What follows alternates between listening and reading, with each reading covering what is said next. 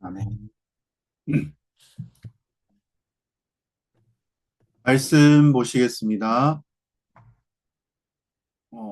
말씀 보시겠습니다. 신명기서 5장 16절입니다. 제가 읽겠습니다. 너는 내 하나님 여호와께서 명령한 대로 내 부모를 공경하라. 그리하면 내 하나님 여호와가 내게 준 땅에서 내 생명이 길고 복을 누리리라. 아멘. 사랑하는 성도 여러분, 부모 공경의 계명 5계명입니다. 윤리가 아니죠. 하나님 나라의 질서고 그 복음의 원리라는 것입니다. 하나님은 가정을 교회와 국가와 함께 이 세상을 다스리는 세 가지 기관으로 세우셨다는 것입니다. 그 중심에 무엇이 있습니까?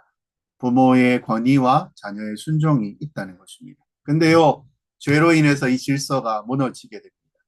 부모는 사랑보다 분노로 다스리고 자녀는 순종보다 반항으로 반응을 합니다. 이때 예수 그리스도의 십자가가 등장하는 것입니다.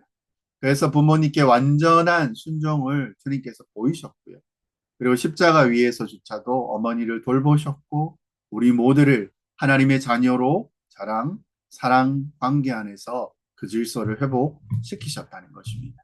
복음은 힘의 질서였던 그 질서를 사랑의 질서로 바꿔 놓았습니다. 그리고 그리스도 안에서 부모의 권위와 억압이 아니라 섬김으로 자녀는 순종 강요가 아니라 하나님 나라에 대한 믿음의 순종으로 바꾸어 놓았다는 것을 나누어 왔습니다. 5계명을 계속 이야기하고 있습니다. 뭐라고 명령합니까? 내 부모를 공경하라. 남의 부모는 일단 제쳐두고요. 누구입니까? 네 부모라도 공경하라라고 이야기를 하고 계신다는 것입니다. 근데요, 그냥 그렇게 하면 어떻게 됩니까? 내 부모를 공경하면 장수하고 복을 누리게 됩니다. 오래 살고 싶으면요, 부모를 공경하시면 됩니다. 1계명과 4계명은 하나님 계명이고, 5계명에서 10계명은 사람의 계명이라고 말씀드렸습니다. 그래서 율법 전체를 모아서 두 개로 하면 하나님 사랑, 이웃 사랑이라고 이야기합니다. 그리고요, 이웃 사랑에 대한 그 첫 번째 계명이 누구입니까? 5계명입니다. 어떤 면에서요, 사람에 대한 계명이 왜 중요한지 우리가 살아가는데 이 삶에서 가장 근본이라는 것입니다. 그리고 이웃 사랑에 대한 계명으로 부모를 제일 첫 번째 만나는 이웃으로 두었고 그를 사랑의 대상으로 제시하고 있다라는 것입니다. 그래서요, 나는 지금 다른 사람이 다른 사람을 많이 사랑해. 근데 부모는 별로 안 사랑해. 그러면요, 그게 이상하다는 것입니다. 누군가 기아에 허덕이고 병마에 있는 사람들은 도우면서 자기 부모는 그렇게 안 하는 거는 이상하다라는 것입니다. 우선은요, 우리 부모에 대해서 먼저 귀하게 여기고 공경하고 하는 것이 첫 번째라는 것입니다. 그리고 이 계명에는요, 부모를 공경하라라는 것이 정말 중요하다라는 것입니다. 왜 그렇습니까? 일반적으로 살아가면서 이 부모를 사랑하는 것이 결국은 이게 안 되면 이웃사랑으로 더 넘어가지 못한다는 것입니다. 살아가면서 또 자기보다 나이가 좀 더 있으신 분들, 그 권위를 가지신 분들, 누굽니까? 직장 상사라든가, 뭐 이렇게, 그리고 나와 이제 선생님들, 이렇게 이웃의 개념을 확장시킬 수 있다는 것입니다. 또 하나님께서 이 세상을 다스려주는 세 가지 기관 뭐라 그랬습니까? 맨 처음이 교회, 가정, 국가. 아니죠. 가정, 교회, 국가입니다. 그렇게 권위를 확대시켜 나아갔습니다. 그래서 교회 같은 경우에 어떻습니까? 국가는 또 어떻습니까? 목사, 장로, 그리고 통치자들의 권위에 대해서 이야기하는 것이라고 우리는 압니다. 일반적으로는요, 윗사람을 공경을 다루고 있고, 그리고 국가와 교회가 있다는 것입니다. 5계명의 일반적인 부분을 다루는 것인데 이것을 확장하는 것이 에베소서에 있습니다. 6장 1절에서 3절 한번 읽어볼까요? 자녀들아 주 안에서 너희 부모에게 순종하라. 이것이 옳으니라. 내 아버지와 내 어머니를 공경하라. 이것은 약속에 있는 첫째 계명이니 이로써 내가 잘되고 땅에서 장수하리라. 그리고 4절에 뭐라고 이야기합니까? 또 아비들아 너희 자녀를 노엽게 하지 말고 오직 주의 교훈과 훈계로 양육하라 라고 이야기합니다. 그러니까 여기 뭐가 나옵니까? 부모가 자녀를 양육하는 문제가 나온다는 것입니다. 그리고 뭐 뒤에 이제 9절까지 뭐 이렇게 보면은요, 윗사람까지 확대를 시켜 놓습니다. 그리고 상정과 종에 대해서 얘기도 나오고요. 그리고 우리가 5계명을 이야기하자면 이게 실제로 에베소서에서 9절까지, 6장 1절에서 9절까지 이렇게 보여주고 있습니다. 그리고 지금까지 뭐 두 번을 해왔지만 이 내용이 1절에서 3절의 내용이었습니다. 자녀들아 주 안에서 너희 부모에게 순종하라. 이것이 옳으니라. 그리고 공경하라. 약속이 있는 첫 번째 계명이다. 이 말씀을 배웠죠. 그리고 나머지 더 있다라는 것입니다.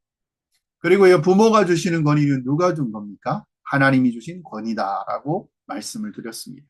그리고 부모는 하나님의 대리입니다. 부모를 통해서 하나님이 주시는 생명과 부모를 통해서 하나님이 주시는 양육과 돌봄을 우리가 얻게 되었다는 것입니다. 그런 면에서요, 이 하나님의 권위를 가진 분으로서 부모를 공경하고 잘 대해야 한다는 것입니다. 특별히 진심으로 마음을 다해 존경하는 마음으로 부모를 대해야 됩니다. 1절에 뭐라고 이야기합니까? 부모에게 순종하라. 이것이 옳으니라. 라고 이렇게 이야기하고 있습니다. 근데요, 부모의 말을 진지하게 받아들일 수 있어야 됩니다. 순종하려면. 일반적으로 여기에는요, 부모의 태도가 중요하다는 것입니다. 나이가 들면 부모님이 어떻게 됩니까? 약해질 때가 있습니다. 또 부모는 실수를 합니다. 부모님이 약점이 있고요. 그리고 그때 그 약점을 발견했을 때 부모에 대해서 함부로 하거나 멸시하는 태도를 보이면요. 그것이 5계명을 어기는 것입니다. 그렇게 함부로 행하면 뭐가 안 되는 것입니까? 함부로 행하면 장수가 안 돼요. 오래 못 살아요. 일찍 죽는다는 것입니다. 암에 걸리고 그 암이 커진다든지 부모에 되기 전에는요. 이것이 부모가 되기 전에 크게 안 와닿습니다.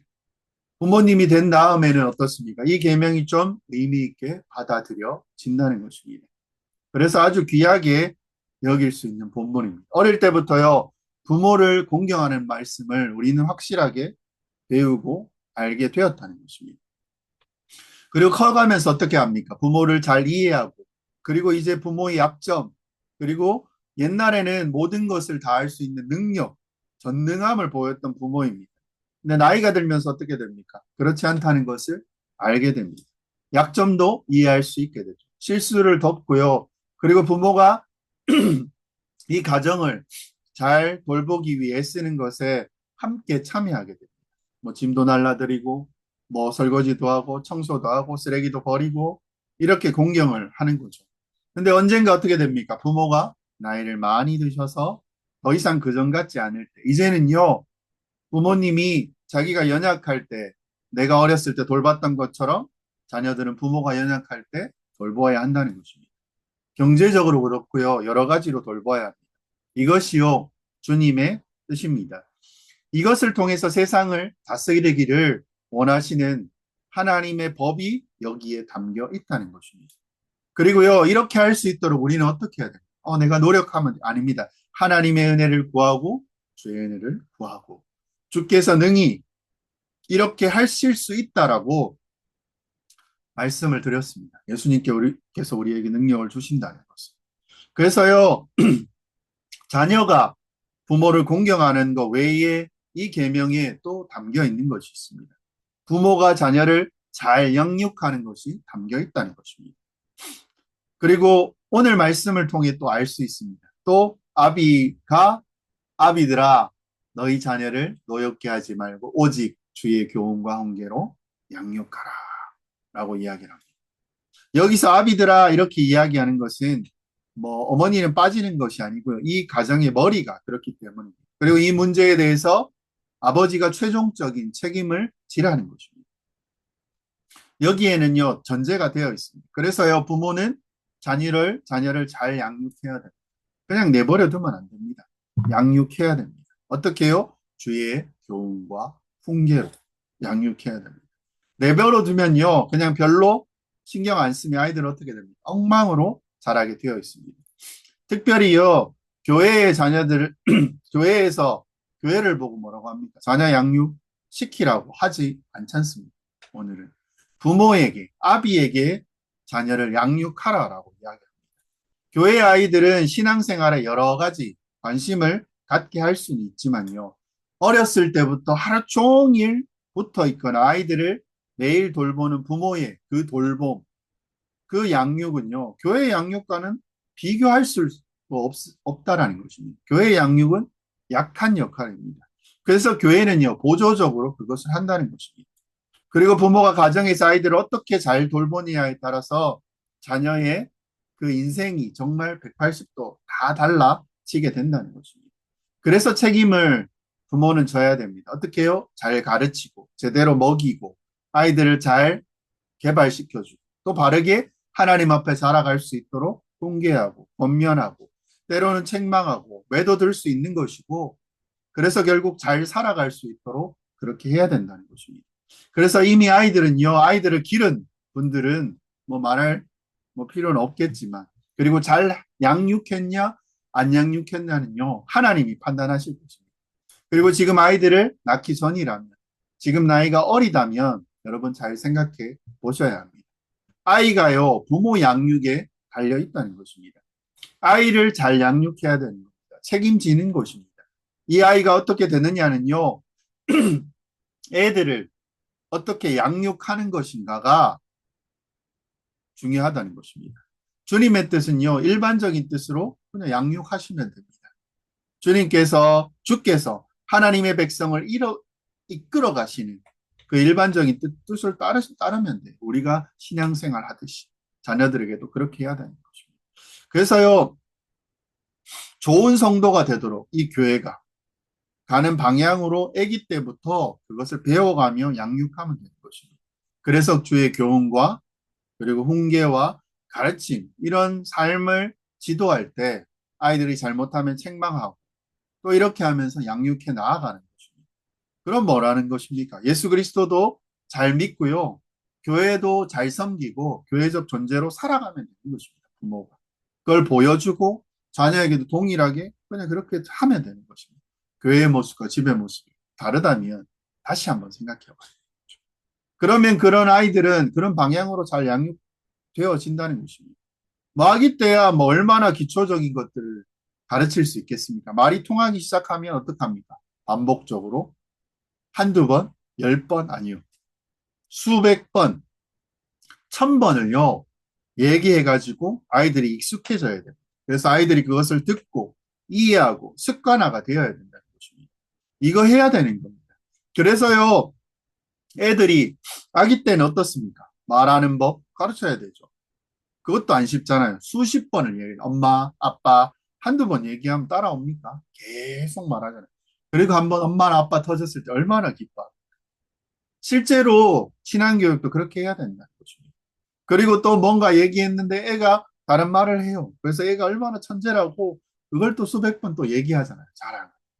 나중에 존댓말도 가르치는 것을 가르쳐야 되는 것입니다. 이래 해야지, 저렇게 해야지. 그렇습니다. 아닙니다. 이것도요, 가르쳐야 아이들이 그 말을 쓰기 시작한다는 것입니다. 인사하는 건 어떻습니까? 애들이 컨디션 안 좋고 몸이 아프면 인사를 합니까? 안 하죠. 잘하던 애들도 있습니다. 근데 안 합니다. 그러면 엄마 아빠가 어떻게 해야 됩니까? 머리를 강제로 부릅니다. 그게 다 무엇입니까? 아이들이 기초 내용의 삶의 방식들을요, 부모님의 그런 학습 지도 방식으로 배워가는 거예요. 부모님이 그렇게 시켰기 때문에. 나의 기분과 나의 힘듦이 있지만, 그럼에도 불구하고 지켜야 될 예의 같은 것들을 그런 식으로 가르쳐 가는 것입니다. 이때요, 이거 제대로 안 가르치면 어떻게 됩니까? 초등학교, 중학교, 고등학교 가면요. 그때 가르치려면 힘이요, 수십 배는. 가르쳐야 될 때가 있습니다. 점점점 또 뭐 초등학교 들어가고 나면 숙제도 많아지고 할 일이 많아지고 애들이 머리 크면요 저항하잖아요. 쉽지 않습니다. 그래서요 열심히 해야 할 때가 있습니다. 아무데나 어렸을 때 뭐 똥 싸고 오줌 싸고 그렇게 하지 말고 화장실 가서 싸게 하고 그리고 신발 제대로 신고 쓰레기 줍고 막 소리 지르고 조용히 하라 하고 안 뛰어야 될 때는 막 뛰고, 뛰어야 될 때는 안 띄우고, 더러운 거 함부로 만지고, 이런 부분들 다 얘기하시나? 끓는 물에 손 넣게 합니까? 안 되잖아요. 그리고 특별히 무엇입니까? 교회를 다니면. 담임 목사님에 대해서 더 좋아하는 마음을 아이들에게 심어줘야 됩니다. 그래서 담임 목사님도 어떻게 돼요? 안아주고, 뭐 이런 거 해야 되죠. 그래서 이런 것들을 가르쳐야 됩니다. 교회 잘 다니고요. 아이들이 교회 데리고 다니는 것은 뭐 말할 필요 없죠. 제일 중요합니다.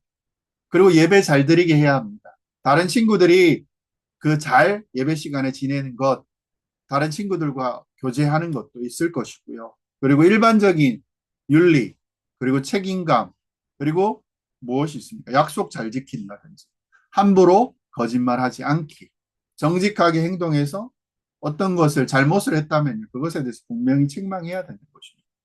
나중에 위기를 모면하기 위해서 자꾸 거짓말하다가요, 어떻게 돼요? 신뢰를 잃어버리게 된다는 것입니다. 그래서요, 될 수 있으면 그 사람이 제대로 된 거짓말하지 않는 사람으로 세워 나가야 되고 진실되게 행할 수 있도록 또 약한 자를 돕고 악한 자를 멀리하고 그다음 위험한 곳에 가지 않고 특별히 말씀하시는 부모님이 말하는 게 뭡니까? 차 조심하고 길 조심하고 뭐 이렇게 얘기를 하시잖아요. 아이들에게요. 특히 이 부분은 더 강조해서 가르쳐야 될 것입니다. 무엇입니까? 하나님 사랑, 이웃 사랑입니다. 그리고요. 하나님 사랑 어떻습니까? 대부분 예배 드리는 데서 드러납니다. 그래서 하나님 앞에 예배 드린다고 할 때요, 2000년 동안 그 전통 안에서 아이들이 예배 드릴 때 어땠습니까? 엄하게 했었습니다. 여러분 기억나시나요?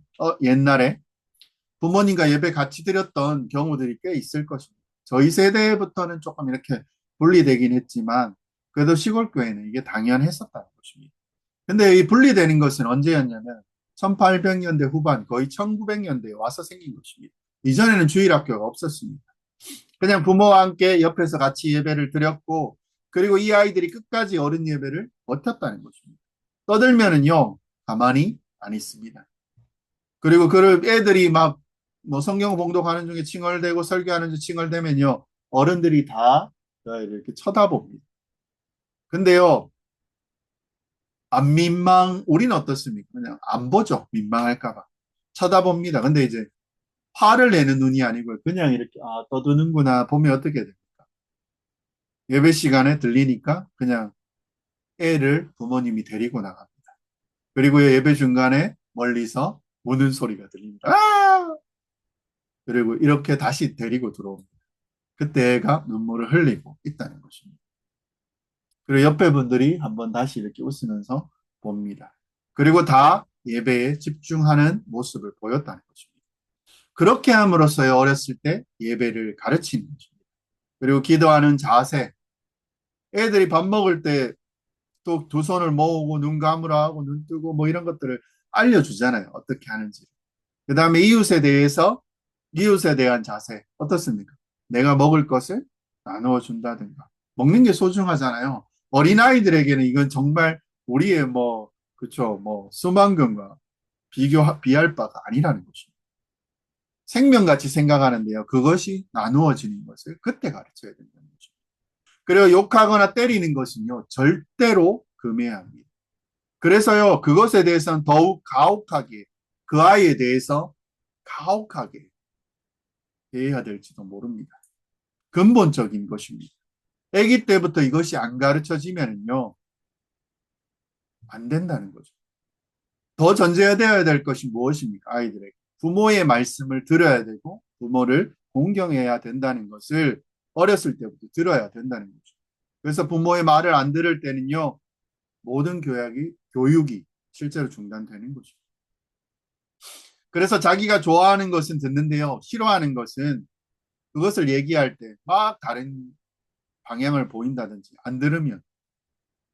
근데요, 함부로 행할 때 그것을 절제시키려고 해야 한다는 거죠. 안 들으면 어떻게 합니까? 다른 것을요, 넘어가면 안 됩니다. 그냥 넘어가 이게 아니고요. 배울 수가 없는 것입니다. 그리고 우리는요, 기독교 세계관을 가르쳐야 돼요. 하나님에 대해서 가르쳐야 돼요. 교회에 대해서 또 가르쳐야 돼요. 세상에 대해서 여러분 가르쳐 나아가야 한다는 거죠. 그리고 무엇입니까? 부모에 대해서 분명히 가르쳐야 된다는 것입니다. 가정을 가르칠 때. 왜 그렇습니까? 하나님이 부모에게 맡겨놓았고 하나님의 대리라는 거죠. 부모가. 세계관에 대해서 우리가 가지고 있습니다. 기독교 세계관에서. 근데 부모에 대해서 이야기하지 않는다면요. 이 가정은 무너지기 쉽습니다. 성인들에게는 부모에 대해서 굳이 이야기할 필요가 없습니다. 왜 그렇습니까? 독립했기 때문입니다. 근데 아이들은요, 양육받아야 온전하게 자라기 때문에 부모에 대해서 가르쳐야 된다는 거죠. 이게 얼마나 중요한지. 부모는요, 자신의 권위가 아이들에게 통해야 됩니다. 그래서 말을 하면 들어야 됩니다. 그래서 부모의 말에 순종하고 부모에게 함부로 하지 않는 것을 배우고 난 다음에 어떻습니까? 하나님을 예배하고 이웃 사랑하는 것을 배우게 된다는 것입니다. 그래서요, 우리 기독교 안에서 전통으로 자기 자녀에게 대해서 어떤 일에 대해서도, 어떤 상황에 대해서도 부모에 대해서는 엄하게 가르쳐야 왔고 그렇게 해야 된다는 것입니다. 기독교 교육에서 가장 큰 문제는 무엇입니까? 부모 교육에서 가장 큰 문제는요, 부모도 죄인이고, 연약하고, 자녀도 죄인이고, 연약하는 점에 있습니다. 그래서 참 연약한 자가 연약한 자를 죄인이 죄인을 가르치는 데 있어서 어려운 게 당연하죠. 화도 못 참고, 하고 싶은 거 하고 싶고, 안 되는 거 멈추게 하고 싶고. 그래서 우리는요, 말씀대로 가르치려고 해야 됩니다. 왜요? 실수를 많이 하니까. 그런 부모니까. 그리고 어떻게 해야 됩니까? 은혜를 구하고, 지혜를 구하고, 그리고 가르치고, 내가 부족하더라도, 우리가 부족한 점들을 하나님께서 메꾸어 주시기를 기도해야 된다는 거죠. 그래서 날마다 자녀의 머리맡에요. 이렇게 자녀를 위해 기도하고, 우리가 자녀를 양육해 나아가는 것입니다. 이럴 때도요, 어떻습니까? 자녀도 죄인입니다. 잘 가르치시고. 어린 친구들에게는 뭐 몬테소리나 뭐 이런 게 있죠. 루소 같은 경우에 뭐라고 이야기합니까? 교육 방법 같은 거. 내버려 둬라. 잘 자란다. 뭐 이런 게 있습니다. 아이들 내버려 두면 잘 자랍니까? 성경에서는요, 이거 반대합니다. 뭐라고 합니까? 내버려 두면 끝난다. 내버려 두면 죄인으로서 자기 마음대로 살아간다. 라고 합니다.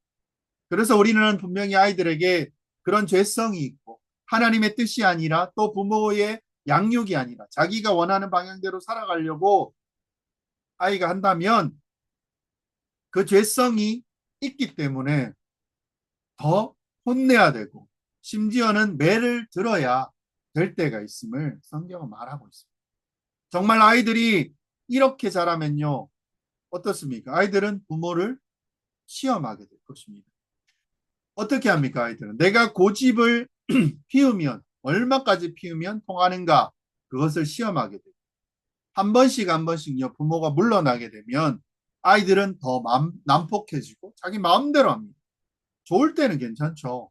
근데요, 떠들지 말아야 될 때 떠드는 것을 제어할 수 없다든지, 마트 가는 데 가서 자기가 눈에 보이는 것 중에 정말 좋아하는 옷이 있다. 저거 사고 싶은데 안 된다면 그것을 입고 땅에 뒹굴면서 울고불고 할 때 아이들을 부모가 제어할 수 없다면 부모로서 많은 경우에 좀 문제가 있는 것이라는 것입니다. 부모가 아이가 하고 싶어도 잘못된 일을 막을 때 거기서 결정적인 순간을 순종을 아이는 해야 된다는 거죠. 아이는 매사에 그럴 수 없지만 자라면서 그렇게 하면서 자라가는 것입니다. 근데요, 특별히 무엇입니까? 예배, 그리고 옆에 아이들을 막 때린다든지 이럴 때는 아주 크게 혼내야 되는데요. 이것까지 막 화를 내면서 버티려고 하면요. 이 아이는 도를 넘어선 거고 이것은 자기 의지 무엇입니까? 바로 죄에 대한 자기 의지를 부모에게 관철시키려고 하는 것입니다. 그렇기 때문에요. 이거 절대로 용납해서는 안 되는 것입니다. 그걸 제대로 알려주어서 거기에서 의지를 꺾는 법을 배워야 되는 것입니다. 죄에 대해서 이 땅에 마땅히 도리를 배우고 그 다음에 그곳에서 벗어나는 행동을 하고 싶더라도요. 그런 의지를 꺾어 내는 법을 배우고 이제는 어느 때인가요? 부모가 말하지 않더라도 자기 스스로 그것에 선악을 판단해서 자기 스스로 절제하는 법을 배우게 될 것이고, 그리고 성인이 돼서는 어떻습니까?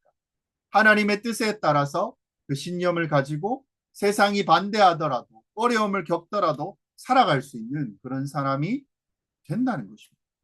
그래서 의지를 꺾는다는 것이 정말 중요하다는 것을 말씀드립니다. 당연히 물론 함부로 하면 안 됩니다. 매사에 아이들의 의지를 꺾으면 안 되죠. 그래서 어떨 때는요, 아이들과 대화를 하면서 부드럽게 그것들을 풀어나가야 할 때가 많을 것입니다. 대부분요, 결정적일 때는 어떻게 합니까? 매사에 화를 내거나 매사에 때리겠다고 위협하고 이렇게 하면요, 이건 부모로서 합당하지 않다는 거죠. 우리 중에요, 함부로 한 부모 때문에 고통을 겪었던 사람들이 많을 것입니다. 우리의 뿌리 깊은 약점 중에요, 대부분은 무엇입니까? 부모의 실수와 잘못된 선택에 의해서 형성된 것이 굉장히 많다는 것입니다. 우리가 굳이 그걸 많이 생각 안 하고 그것 때문에 부모를 원망하지는 않지만, 그런데 부모가 가진 약점과 실수 때문에 한 인생이 얼마나 많은 그런 죄성과 약점을 가질 수 있는지 우리 알잖아요. 그래서 어떤 경우는 어떻습니까? 부모한테 너무 함부로 대하고 부모에게 막말을 한다든지 이런 것 때문에 의기소침해지고 또 사회생활하기 너무 힘들었던 많은 어려움을 겪었던 사람들은요, 자기 자녀만은 그렇게 안 키우겠다고 결심하는 경우가 있다는 것입니다. 그런데요, 잘못하다가 자기가 당했던 거에서 너무 반대로 가서 아이에게 마땅히 해야 할 훈계를 하지 못하게 되었을 경우 또 있다는 사실을 기억해야 됩니다. 정말 사랑한다면요, 매를 들어야 됩니다. 정말 사랑한다면요, 안 된다고 말해야 됩니다. 성경에서도 뭐라고 되어 있습니까? 매를 주지 않으면 사랑하는 부모가 아니다라고 이야기한다는 것입니다. 그래서 정말 안 되는 건 안 되지만 대부분의 아이들이 몰라서 그 의지를 관철시키려고, 알면서도 이런 거 자기의 악한 의지, 내 맘대로 하고 싶어라 하는 그 의지를 관철시키려고, 그게 아니면 몰라서 그런 거면 끊임없이 얘기해야 되고 또 설득해야 되고 맞고 반복적으로요 가르치면 된다는 거죠. 어떤 아이들은요 크게 의지가 세지 않는 아이들도 있습니다. 그래서 굳이 꺾을 필요 없이 말만 잘하면 이렇게 잘 가르칠 수 있습니다. 조금 더요 되면 어떻습니까? 뭐 가르칠 게 너무나 많습니다. 그냥 계속 가르치면 잘 받아들이는 거죠. 그 나이가 좀 더 들면 어떻습니까? 뭐 인사하기, 옷 입기, 옷 벗기, 화장실에서 똥 싸기 이런 거요. 초등학교 가기 전까지는 가르친다면 늦죠. 더 빨리 가르쳐야 돼요. 초등학교가 되면 어떻게 됩니까? 초등부가 되면 좋은 기회가 생깁니다. 뭐 초등학교 5학년 정도가 되면 사춘기로 넘어가니까요. 그 전까지가 한 4학년까지가 부모에게는 피크 타임. 무엇을 가르쳐야 됩니까? 이때는 정말 잘 가르쳐야 돼요. 5학년이 되기 전까지 아이들에게는요, 좋은 습관을 가르쳐야 되고, 대화도 정말 많이 해야 돼요. 왜냐하면 그걸 넘어가면 안 하려고 합니다. 아이들을 더 사랑해 줘야 되고요, 그때는. 사춘기를 넘어가면 오히려 성숙한 대화를 그때부터 할 수 있게 된다는 거죠. 그리고요, 기회가 계속 생기지만, 초등부, 초등생이 되기 전이 좋은 기회이고, 이때 놓치면요, 해결이 안 되는 부분들이 있습니다. 중학교 넘어가면. 아이들에게 좀 부족한 점이 나와 있는 것을 보게 되고, 다들 이것들이 커져가는 것입니다. 본인도요, 어렸을 때부터 저도 뭐 가진 습관이 있는데, 안 고쳐지는 것들이 있잖아요. 근데 그게 원래 그때그때 가르쳐야 되는데, 넘어가 버리니까, 유치부 때, 초등 뭐 저학년 때 그 습관을 가르쳐 놔야 됩니다. 이때 세상을 보는 눈이요, 거의 형성이 된다. 그래서 우리는요, 예수님의 눈으로, 예수님의 생각으로 살아가는 그 기독교 세계관을 제대로 그 근본을 세워 주어야 한다는 것입니다. 그리고요, 그때 무엇입니까? 많이 가르치는 것보다요, 세상을 바라보는 눈, 이것을 가르치는 것이 중요합니다. 그래서 초등부나 유년부 때가 중요합니다.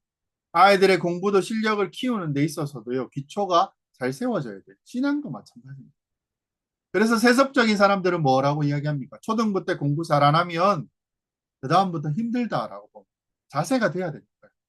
물론 그것을 넘어서는 사람도 있습니다. 근데 일반적으로 초등학교 때 공부하는 그 자세가 되어 있으면, 습관이 되어 있으면 그 성실함이 계속 간다는 것입니다. 왜 공부해야 되는지를 가르치는 게 그때 더 중요하다는 것입니다. 책을 많이 읽고 독서도 비판적으로 하면서 그 읽는 법들을 배우고 책을 통해서 공부하고 신앙에 있어서 생명의 양식을 취하는 법들을 책을 읽어야 배울 수 있죠. 또 고등학교 때는 중고등학교 때는 어떻습니까? 그때는 더 쉽게 잘 받을 수 있고 받아들일 수 있다는 것입니다. 초등부 때요 신앙적으로 생각해 보면 아이들에게 진리를 의지하며 사는 법을 가르쳐 주었다면 참 좋겠다고 생각을 많이 합니다. 자기들이요 이제 앞으로 인생에 어떤 어려움들이 닥칩니다. 그렇죠? 근데 자기가 점점 그것들을 잘 살아내야 됩니다. 그럴 때 부모의 도움, 부모가 말해주는 것을요 받아들여질 때는 부모가 도움이 되지만 부모의 도움 없이도 자기가 하나님 앞에 그분을 의지하며 살아가는 것을 가르치는 게 더 중요합니다. 부모의 말을 듣는 것도 중요합니다. 근데 하나님 앞에 고백하고 의지하며 살아가는 것을 배우는 게 훨씬 더 중요하다는 것이죠. 그래서 기초의 진리들을 배워 나아가고 인생의 여러 가지 문제가 무엇이 있습니까? 친구 관계, 공부, 뭐 놀이, 뭐 시간을 보내는 것, 그리고 하나님의 진리 가운데 어떻게 그것들을 행해 나아가야 될지, 대화를 해 나아가야 될지를 우리는 배워가야 돼요. 그리고 그 대화 속에서 그 대화는 무엇입니까? 주입입니까? 야, 너 이거 외워. 이거 해. 그게 아니고요. 스스로 그렇구나 라고 판단해서 겪어가는 과정을 겪어야 돼요. 그래서 스스로 생각하고 고민하고 결론에 이르고 그래서 결국 진리에 의해서 자기가 사고하는 법을 길러주는 것입니다. 아이들도요. 어려울 때 어떻게 해야 됩니까? 그들이 하나님을 의지함으로 그 일들을 극복해 가는 것을 초등학교까지는 알려줄 필요가 있습니다. 그때 신앙의 힘이 세워질 수 있다는 것입니다. 특별히 무엇입니까? 개인주의적 신앙은요. 그 신앙만은 안 하게 해야 됩니다. 나만 괜찮으면 되지. 나는 잘났으니까. 쟤들 뭐 상관이야. 함께 살아가는 법을 배워야 합니다. 그래서 자기 혼자 강해지고 자기 혼자 높은 수준에 올라가는 것은 아닙니다. 다른 사람과 함께 살아가야 됩니다. 그리고 함께 살아가야 된다는 것을 알려주어야 돼요. 그래서 신앙의 기초를 세워야 돼요. 그리고 사춘기가 되면 어떻습니까? 더 이상 부모의 말 안 듣죠. 사춘기가 심하면 어떻게 됩니까? 부모가 거의 자기 인생의 독재자, 억압하는 독재자고 인생의 방해물이고 이렇게 느껴집니다. 다 싫어요. 사소한 얘기를 하더라도요. 듣기 싫어합니다. 안 들어요. 밥 먹어라. 좀 치워줄래? 씻어라. 일찍 일어나라. 일찍 자라. 공부해라. 게임하지 마라. 다 싫어합니다. 돈을 준다고 해도 싫어? 할까요? 아니죠. 그건 달라고. 어쨌든 다 싫어합니다. 말하는 것도 그냥 얼굴 보고 있는 것도 싫어서 문을 닫고 들어가 버리죠. 이렇게 할 때요. 그동안 배운 것을 생각하고 또 그리고 혼자 사고를 해서 그 결론에 도달하는 인생이 방황하는 시절에요. 빨리 그것들을 극복할 수 있도록 도와줘야 한다는 것입니다. 어쨌든 본인이 사고할 수 있는 사춘기는 반드시 필요합니다. 왜요? 언젠가는 부모에게 독립하고요. 자기 인생을 스스로 판단하고 행해 나아가야 될 때가 있습니다. 이때 독립하려고 하고 스스로 살아갈 수 없는 때이잖아요. 초등학교, 중학교 때. 그래서요, 친구들에게 강한 영향을 받습니다. 특히 어떻습니까? 약간 악한 친구들과 어울리면서 가게 되면요, 사춘기가 길어지고 잘못되면 이 중고등학교 전체가 날아갈 때가 있습니다. 그러면 회복하기 어렵고요. 시간도 낭비가 많습니다. 그래서 이때가 되기 전에 아이들을 더 잘 살펴야 돼요. 정말 괜찮은 신앙을 가진 부모님이 계셨는데 큰애가 사춘기 때 중고등부를 거의 안 나온 겁니다. 그때 막 방황하고 막 이렇게 뭐 다른 기술 배우겠다고 뭐 난리도 아니었습니다. 그래서 학교를 그만두고 안 다니고 그냥 막 이렇게 막 밖에서 보니까요. 이 부모 입장이 어떻습니까? 그냥 회사 나아갈 때 애들이 교복 입고 뭐 이렇게 가는 것만 봐도 눈물이 나더라는 거죠. 그러니까 정말 열심히 가르치려고 했는데 자녀의 문제가 그만큼 쉽지 않다는 것을 우리는 잘 알아야 돼요. 어렸을 때부터 잘 대비해야 한다는 것입니다. 특별히요, 교회는 어떻습니까? 초등부 어린 친구들을 정말 사랑해 주시기 바랍니다. 아이들이요, 사랑을 많이 받으면 좋죠. 교회 안에서 사랑을 많이 받고, 정말 진심으로 그들을 위하고, 자녀로서 다음 세대를 위해서 이 땅의 후배로 대하는 것을요, 아이들이 알았으면 좋겠어요. 그리고 우리가 각자 역량이 있고요, 살아온 경험들이 다 있습니다. 우리 아이들이 잘 살아가는데 뭔가 기여할 수 있는 것입니다. 우리가 더 사랑하고, 더 돌봐주고, 특별히요, 부모가 정말 애쓸 때, 더 사랑하고, 부모가 벅찰 때요, 힘들어할 때, 그때요, 함께 개입해서 도와주고 하는 일들이 교회 안에 있으면 정말 좋을 것입니다. 그리고요, 오늘 에베소서 6장 4절에 뭐라고 얘기합니까? 자녀들을 노엽게 하지 말라라고 그랬습니다. 자녀들에게 얘기할 때, 어렸을 때는요, 부모들의 말이 다 받아들여져요. 그래도 고집이 있고, 화를 내다가 매를 들면 꺾이고 무섭잖아요. 두려워서. 근데요, 아기 때니까 부모를 떠나진 않아요. 엄마가 있어야 돼요. 점점 자라게 되면서 부모가 하는 그 일이 공정한가를 생각합니다. 공평한가. 그래서 아이들도요, 어렸을 때는 억울하다고 막 얘기할 때가 있어요. 자기는 그렇게 잘못 안 했는 것 같은데. 근데 아기 때도 억울한데, 억울하다고 막 얘기할 때가 있습니다. 이유를 물어봅니다. 그래서 뭐 얘기를 합니다. 듣는 입장에서 또 억울할 때가 있습니다. 말도 안 될 때도 있다는 거예요. 근데요, 말이 안 되는데 아이가요, 자기를 우길 때가 있어요. 나는 무조건 내가 잘못했고 했었을 때, 그때는요, 매를 피하기 위한 것인지, 자기를 속이면서, 아니면 정말 억울한 것인지, 진짜 억울하면요, 그걸 중단해야 되죠. 근데요, 거짓말해 가면서 매를 피하기 위해서는 매를 다시 더 혹독하게 들어야 한다는 거죠. 그때요, 안 맞으니까 초등학교 뭐 2, 3학년 이래 될 때까지는요, 매를 열심히 부모님들은 드셔야 돼요. 어떨 때는 애가 이제 잘못했기 때문에 맞아야 된다는 것을 알 때가 온다는 것입니다. 그래서 억울하지는 않는데, 그 다음에 어떻게 됩니까? 어떻게 하면 좀 덜 맞을까? 맞는 거는 이제 받아들였어요. 이럴 때는요, 제대로 때려야. 저희 시대는 무지하게 맞았어요. 학교에서도 됐고요. 억울하다고 생각하고 공평하지 않다라고 생각은 안 했습니다. 맞는 게 당연하니까. 그럼 맞다가 도저히 안 되겠으면 도망갔죠. 막 쫓아와서 또 계속 팹니다. 그리고 또 맞고 나면 어떻습니까? 또 놉니다. 또 놀고 친구들하고 놀다가 또 들어가서 부모님 화가 좀 식었으면 집에 들어갔고, 화가 풀리면 또 밥을 주고 또 먹고 했습니다. 그리고 다시 그것에 대해서 생각하는 거죠. 뭐 저도 뭐 결혼 안 했지만 좀 패일 수 있으면 좋겠습니다. 얼마나 때리는 게 신날지는 모르겠지만 안 그렇겠죠. 실제로 자녀를 길러보시면 어떻습니까? 마음이 더 아프시겠죠, 때릴 때. 막 때리고 싶더라도 신용만 하면 애가 안 좋아합니다. 다 싫으니까요, 맞는 게. 근데 그냥 넘어가면 이것이 아이가 이 일이 중요한 것을 알까라는 거예요. 이 일이 잘못된 무게를 알까라는 거예요. 이렇게 할 때 나중에는요, 가르치려고 해도 안 돼요.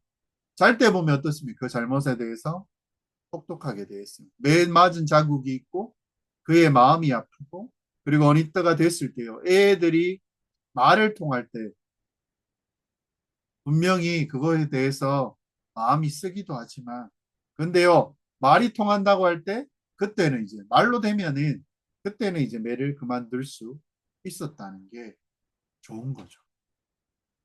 매를 걸어두고 때리지는 않지만 아이가 그때는 매가 있다는 걸 아는 거죠. 그 전시의 효과도 분명히 있습니다. 그때요, 이제는 얼마 안 있다가 그것이 멈춰지고 아이들이 그때는 이제 말을 잘 듣게 된다. 아이들이 자라나고 대화하고 권위를 잃지 않은 채로 그렇게 아이들은 자라가게 부모는 해야 됩니다. 이때 부모는요, 자녀가 자기 마음대로 할 수 있다고 생각할 때 절대 이것을 하면 안 돼요. 그냥 두시면 안 돼요. 아이들은 또 어떻습니까? 하나님이 계시고 그 하나님의 뜻에 따라 아이들을 잘 양육하려고 하는 부모의 무한한 희생과 그리고 그 양육을 위해서 자기를 내어놓는 부모가 있다는 것을 자녀들도 알아야 돼요. 그리고 교회가 있다는 것도 알아야 돼요. 그리고 그 다음에 사회가 있다는 것도 알아야 돼요. 국가가 있는 것도 알아야 한다는 것입니다. 그래서 억지로 하면서 죄를 범하려고 하거나 함부로 행하지 못하게 해야 돼요. 그리고 이 질서에서 수능해 가면서요. 필요한 것을 배우고 그들이 잘 자라갈 수 있도록 그렇게 자녀들을 도와야 된다는 것입니다. 나중에 가면 어떻습니까? 이 아이들이 알게 됩니다. 부모가 나를 위해서 얼마나 애를 써서 자신들을 이렇게 양육했는지 알게 되는 거죠. 특별히 그리스도인들은 어떻습니까? 부모가 세속적인 방식으로 나를 잘못 인도했다는 것을 알게 되면 정말 최종적으로는 그때 이 부모에게 분노하게 될 것입니다. 그러니까요, 그렇게 하지 말고 신앙의 유산을 잘 물려주는 것을 최우선으로 삼으십시오. 그것을 자녀에게 알게 해서 그리고 그것으로 이 자녀를 잘 양육하고 또 분노하지 않게 하고 노엽게 하지 않게 하는 것이 우리에게 정말 필요한 자녀에 대한 양육이고 그 필요를 채워 나아가야 할 것입니다. 이 내용을 가서 한번 생각해 보면요. 자녀에게는 무엇이 필요합니까? 순종은 하나님에 대한 신앙 훈련이라는 것을 가르쳐야 됩니다. 주 안에서 부모에게 순종하라는 것입니다. 그리고 말은 단순히 잘 들으라는 뜻은 아닙니다. 부모의 권위를 하나님의 권위로 인정하며 자라가는 믿음의 훈련이고요. 자녀가 부모의 말에 귀를 기울이고 곧 이것이 하나님의 말씀에 귀 기울이는 준비의 시간이라는 것입니다. 부모에게 순종하는 법을 배우지 못하는 사람은 하나님께도 순종하지 못한다는 것이죠. 부모는 어떻습니까? 양육의 권위가 아니라 섬기라는 거예요. 아비들아 너희 자녀들을 노엽게 하지 말고 주의 교훈과 훈계로 양육하라고 이야기합니다. 뭡니까? 부모의 권위를 사랑의 책임으로 주신 거예요. 감정으로 휘둘리는 것이 아니고요. 복음으로 인도하는 섬김으로 하라는 것입니다. 부모는 자녀를 분노로 아니고요. 하나님의 말씀으로 가르쳐야 돼요. 어릴 때는 예배, 말씀, 인사, 기도, 절제, 나눔을 배우도록 해야 되고 훈육을 피하면 어떻게 됩니까? 사춘기 이후에 부모가 스스로 책임을 외면하면요. 죄성을 다스리지 못할 만큼 자라게 됩니다. 그러면 그 피해를 부모가 입게 되는 거죠. 아픔으로. 먼저 부모가 복음 안에서 회개하고 하나님의 지혜를 구하며 하나님의 자녀를 가르치게 될 때 그때 가정은요. 하나님의 나라의 질서로 회복된다라는 것입니다. 다음 세대를 품는 신앙의 책임은 우리 모두 공동체에게 있습니다. 교회는 부모의 양육을 대신할 수 없습니다. 함께 도울 수는 있죠. 먼저 앞서간 세대들. 교회 어른들은 어떻습니까? 품어야죠, 자녀들. 그리고 부모의 짐이 무거울 때 같이 도와야 한다는 거죠. 가정과 교회가 함께 할 때요, 아이들은 복음으로 세워 갈 수 있고, 그리고 이곳이 교회가, 가정도 마찬가지지만 교회가 그때부터는 하나님의 나라의 훈련장으로 세워질 수 있다. 사랑하는 지체 여러분, 5계명 세 번째 시간입니다. 부모에게 권위의 책임을, 자녀에게는 순종의 복을, 그리고 교회에게는요, 하나님 나라의 다음 세대를 세우는 사명을 주셨다는 것입니다. 가정은 하나님 나라의 첫 학교고요. 부모는 하나님의 대리자입니다. 자녀를 사랑하고 훈계하고 자녀는 그 안에서 하나님의 사랑을 배우며 자라가게 됩니다. 복음은요, 가정을 변화시킵니다. 십자가의 사랑이 부모의 권위를 부드럽게 하고 자녀의 순종을 기쁘게 행할 수 있게 한다는 것입니다.